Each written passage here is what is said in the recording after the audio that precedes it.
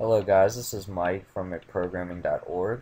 In this tutorial, I was just going to give you a little freebie of what happens when you compile a Java program and why you shouldn't complain that Java is complicating, because behind the scenes is where the complicating stuff is, and we're going to talk about something called data abstraction, which makes programming a lot easier for us humans.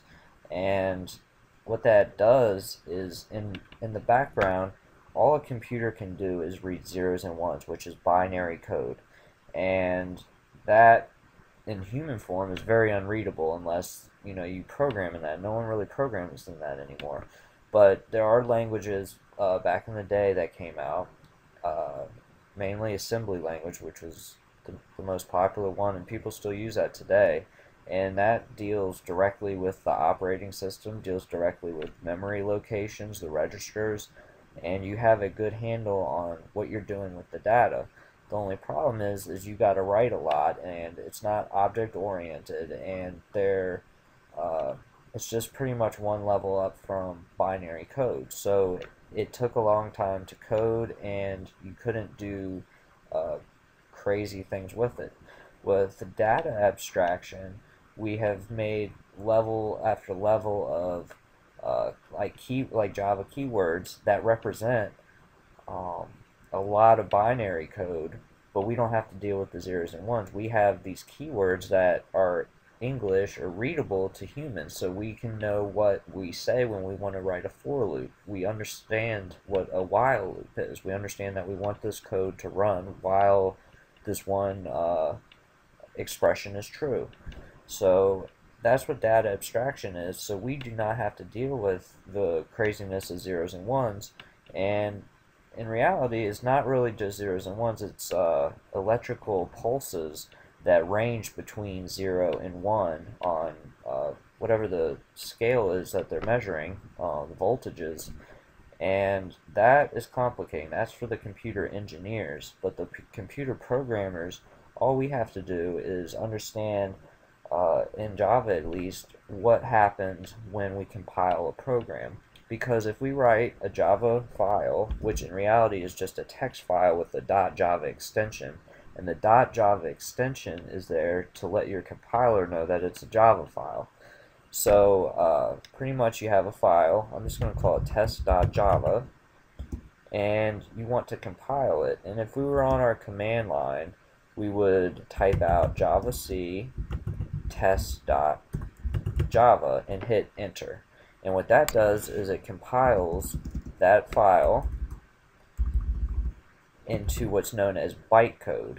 And bytecode is binary, but it's not readable by your computer necessarily, because you have something called a Java virtual machine that runs on your computer if you have installed the JRE, which we did. So when you have the JRE, we have the Java virtual machine, which is pretty much a simulated computer that's like a level over top of your main operating system.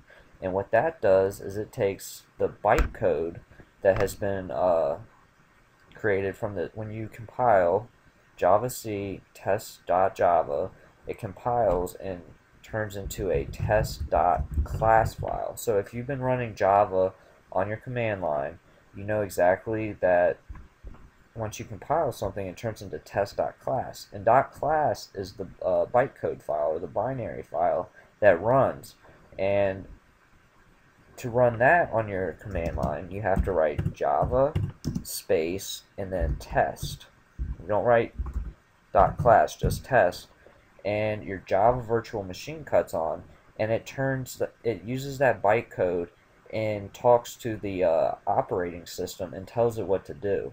And the reason that Java has the virtual machine is it makes it to where the it's operating system independent, or platform independent, which means I can compile it once and it will run on any computer that has a JRE installed on it. That's the difference between Java and C++. Is C++ you have to compile it every time you move it to a different operating system, because the code works differently within each one. So if I was running on a Windows and I compiled C++, I would have to recompile it on a Mac or a Linux to get it to work properly. But with Java, I compile it once, and as long as the other computer has the JRE, it'll work fine, and it'll communicate with the operating system, and you don't have to mess with zeros and ones. So be grateful that we're dealing with a lot of levels of data abstraction that makes life a lot easier for us.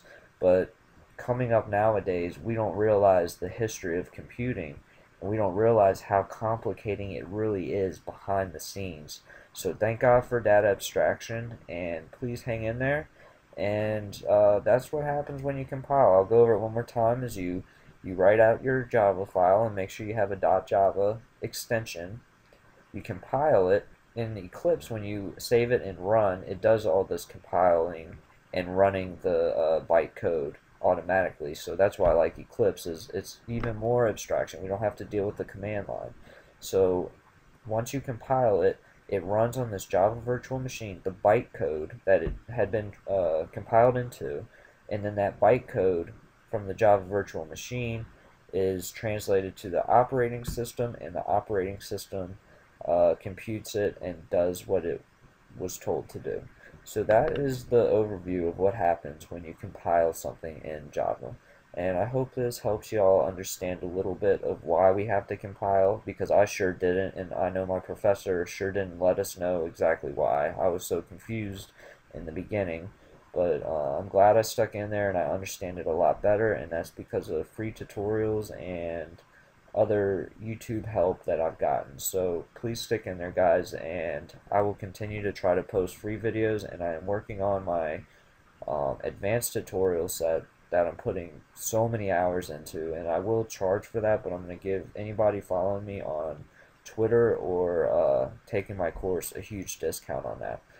But in the meantime, you can take my free Java beginners course, because I think the beginner's information should be free for everybody. So I don't understand why people charge for the beginner information, but I don't, and I hope y'all enjoy the free content. I put a lot of time and hard work into this, but I do have to eventually pay off these student loans and, you know, support my family and all that. So I would appreciate it if you guys were interested in my premium course I'm coming out with, but I will still continue to post free stuff for you guys. Thank you all for watching, and please subscribe below.